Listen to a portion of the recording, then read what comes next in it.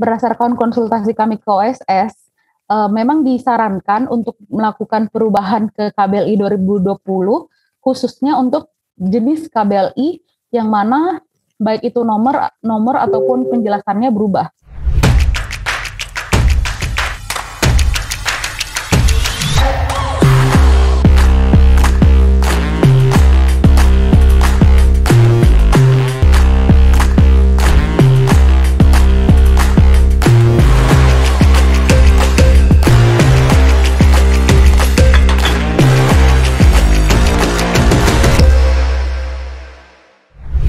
Nah, mengapa sih sebenarnya KBLI perlu disesuaikan?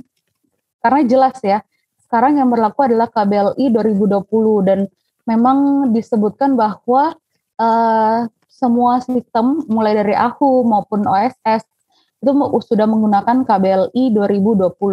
Memang tidak ada aturan yang tertulis nyata bahwa untuk perusahaan yang sudah ada itu perlu untuk melakukan penyesuaian KBLI.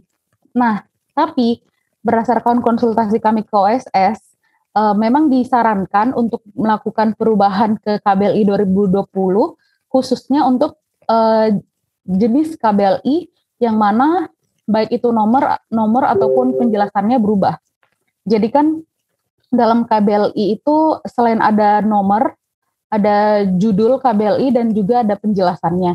Nah, itu yang harus benar-benar dipastikan oleh pelaku usaha kalau ternyata itu baik itu nomor, nama KBLI ataupun penjelasannya berbeda dengan yang KBLI 2017, maka itu perlu dilakukan penyesuaian. Nah, penyesuaiannya bagaimana? Ya tentu saja dengan perubahan anggaran dasar pasal 3.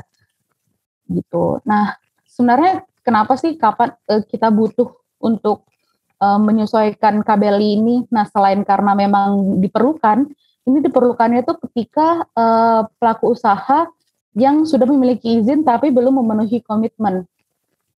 Nah, karena apa? Karena ketika kita sudah mengurus izin di OSS versi 1.1 hingga terbitnya izin usaha, tapi izin usaha tersebut belum memenuhi komitmen, maka izin usaha tersebut tidak akan muncul dalam NIB OSS berbasis resiko yang kita miliki. Seperti itu. Makanya itu perlu dilakukan penyesuaian KBLI. Nah, tapi penyesuaian KBLI ini belum ada ketentuan khusus tertulis juga yang menyebutkan bahwa kapan perlu dilakukan. Namun saran dari OSS sendiri itu dilakukan ketika perusahaan akan melakukan perubahan anggaran dasar dengan misalnya ada agenda-agenda lain, misalnya akan melakukan perubahan pemegang saham, maka disarankan saat itu juga diikutkan untuk agenda perubahan penyesuaian KBLI. Jadi tidak perlu dilakukan saat ini. Saat ini untuk khusus penyesuaian KBLI saja, jadi bisa dibarengkan di kemudian hari. Namun apabila memang perusahaan membutuhkan karena KBLI-nya berbeda sehingga tidak bisa mengurus perizinan lanjutan, itu maka sebaiknya dilakukan penyesuaian KBLI secepatnya.